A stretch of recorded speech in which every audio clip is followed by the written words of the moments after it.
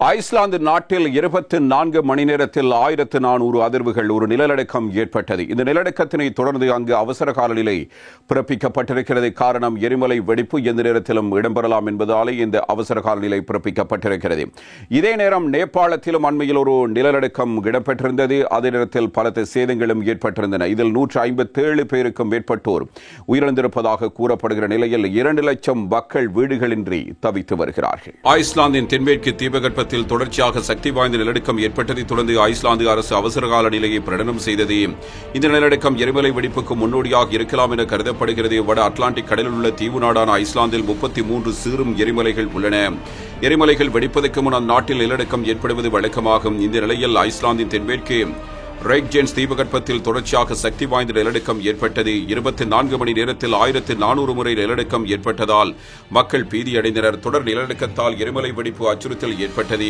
இதனால் மக்களின் பாதுகாப்பு கருதி ஐஸ்லாந்து அரசு அவசர நிலை பிரகடனம் செய்தது. நிலநடுக்கத்தின் மையப்பகுதியில் இருந்து தென்மேற்கில் சுமார் 3 கிலோமீட்டர் தொலைவில் பிரிண்டாவிக் என்ற கிராமம் உள்ளது. இந்த கிராமத்திலிருந்து வடக்கு மற்றும் தெற்கு நோக்கி செல்லும் சாலைகள் சேதமடைந்ததால் அந்த சாலைகளை அதிகாரிகள் மூடினர்.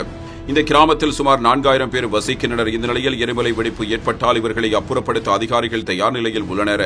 4 இடங்களில் தற்காலிக முகாம்கள் மற்றும் உதவி மையங்கள் ஏற்படுத்தியுள்ளனர். நிலநடுக்கம் காரணமாக ரெய்க்ஜேன்ஸ் தீபகற்பத்தில் உள்ள புகழ்பெற்ற சுற்றுலா தலமான ப்ளூ லாகூன் நவம்பர் 16ஆம் தேதி வரை மூடப்பட்டுள்ளது.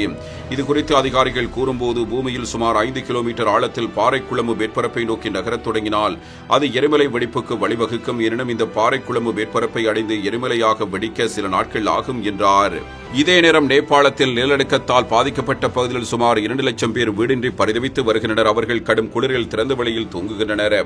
நேபாளத்தின் கர்லானி மாகாணம் ஜாஜர்கோட் பகுதியில் பயங்கர நிலநடுக்கம் ஏற்பட்டது. இதில் ஜாஜர்கோட், கிழக்கு ரூகம் மாவட்டங்களில் பேரழிவு ஏற்பட்டது. இதுவரை 157 பேர் உயிரிழந்துள்ளனர்.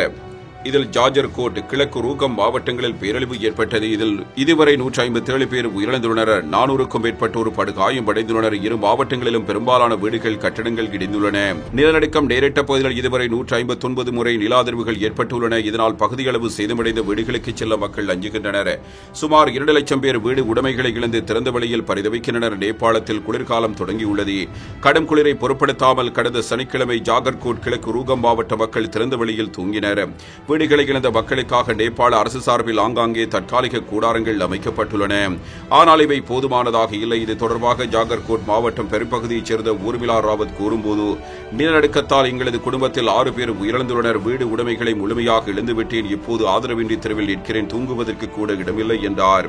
நேபாள பிரதமர் பிரசண்டா தலைமையில் அமைச்சரவையின் அவசர ஆலோசனைக் கூட்டம் நடைபெற்றது. இதில் மீட்பு நிவாரணப் பணிகளை துரிதப்படுத்துவது தொடர்பாக விரிவாக ஆலோசனை நடத்தப்பட்டது. கட்டிட இடிபாடுகளிலிருந்து கடைசி நபர் மீட்கப்படும் வரை மீட்பு பணி தொடரும் என்று பிரதமர் பிரசண்டா உறுதிபட தெரிவித்தார். நிலநடுக்கத்தில் உயிரிழந்தவர்களின் குடும்பங்களுக்கு தலா 2 லட்சம் இழப்பீடு வழங்க அமைச்சரவை கூட்டத்தில் முடிவெடுக்கப்பட்டது.